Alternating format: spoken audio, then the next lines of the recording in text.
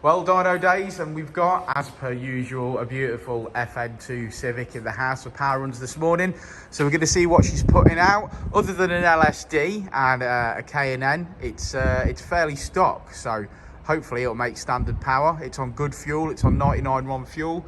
So let's give it a go.